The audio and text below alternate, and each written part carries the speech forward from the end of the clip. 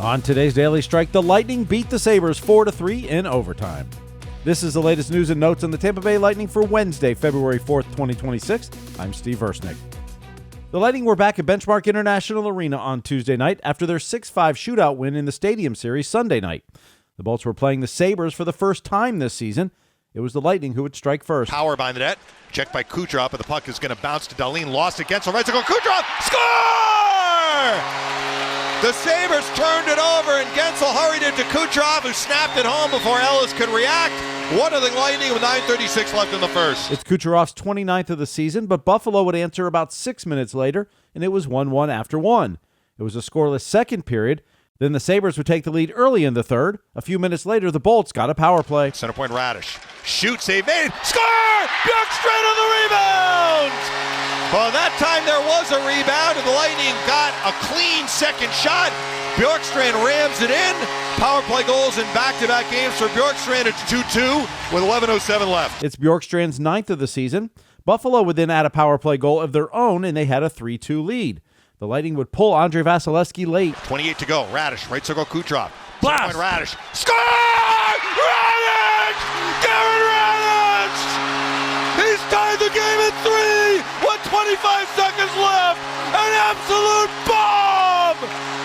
Darren Radish! Goals in 5 straight games! It's Radish's 17th of the season. He is just the 6th defenseman with a 5-game goal streak in the last 25 years. So the game went to overtime, and with 15 seconds left to play. Tuck down the left wing, cross the blue line, high slot. Tuck, shoot, save Vasilevskiy. Rebound Dahlin, tied up by Guentzel. Where's the puck? Moser didn't see that Dahlin was going to grab it. Now Kucherov flings it down the ice. Guentzel's got a breakaway. Guentzel alone. Score! Unbelievable. Unbelievable. Jake Guentzel wins it in overtime. 4-3 Lightning. Head coach John Cooper. I didn't love our game tonight. I'll be honest. I thought our execution was off, and we played the game slow. We were just slow tonight. Slow in our puck movement, our execution, our speed. Jake Guentzel. That's what's tough. Sometimes you get such a high of last game, and you get to these next games, and sometimes there's a letdown. But our group stuck with it. We might not have had our best, but we just kept pushing. And sometimes it's going to take to have your best game. The Lightning are now 18-1-1 over their last 20 games. Nikita Kucherov, he had another 4-point night. It's the 39th time he's done so in his career. That is tied for 22nd all-time in the NHL. Andrei Vasilevskiy made 23 saves for the win. He's now 26-7-3 with a .918 save percentage and a .214 goals against average. Vazzy has standing points now in 16 consecutive games, going 15-0-1. That ties Nikolai Khavibulin for the second longest streak in franchise history. The Lightning did play without Anthony Cirelli and Nick Paul. Both were injured in the Stadium Series game Sunday. Both will miss Thursday's game against Florida as well. Anthony Cirelli, unfortunately, he's going to miss the Olympics now, as he has been replaced by Sam Bennett on Team Canada. The Lightning moved Braden Point to long-term injured reserve. They recalled Scott Sabrin from the Syracuse Crunch. A brand new Block Party podcast presented by Highlight IPA is out today with hockey insider Elliot Friedman. He previews the upcoming Olympic Games, how Nikita Kucherov is respected across the hockey world, and why John Cooper could win his first Jack Adams trophy this season. The Block Party podcast available anywhere you listen to podcasts and on the Lightning's YouTube channel. The Lightning have a practice today, then they'll host the Florida Panthers tomorrow night for their final game before the Olympics break. Limited tickets remain at TampaBayLightning.com for our Olympic send-off night.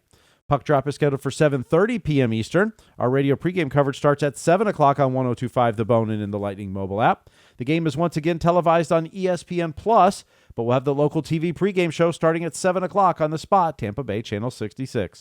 This day in Lightning history. It was on this date in 2012. St. Louis hands it down to Stamkos. Skates for the empty net with Marty, who's looking for the hat trick. He gets it. Marty St. Louis, his 5th career hat trick and his first since 2006. The Bolts would beat the Panthers 6-3. It was Marty St. Louis' 900th career game. Happy birthday to Dennis Savard, who played in 105 games from 1993 to 1995. He scored 24 goals and had 63 points for the Bolts. The Syracuse Crunch hosts the Springfield Thunderbirds tonight for the first time this season. Orlando Solar Bears forward Jared Lukasavicius is the ECHL Player of the Week. He scored 4 goals and had 2 assists in 4 games.